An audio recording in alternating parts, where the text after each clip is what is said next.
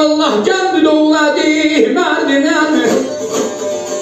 ben doğlanları batırma inan bana mimar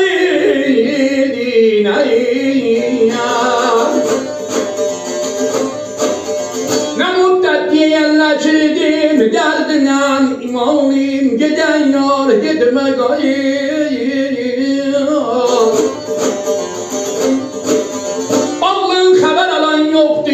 halın zâd balamini zâdi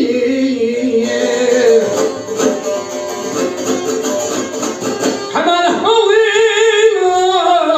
yoktu halın zâdi gelin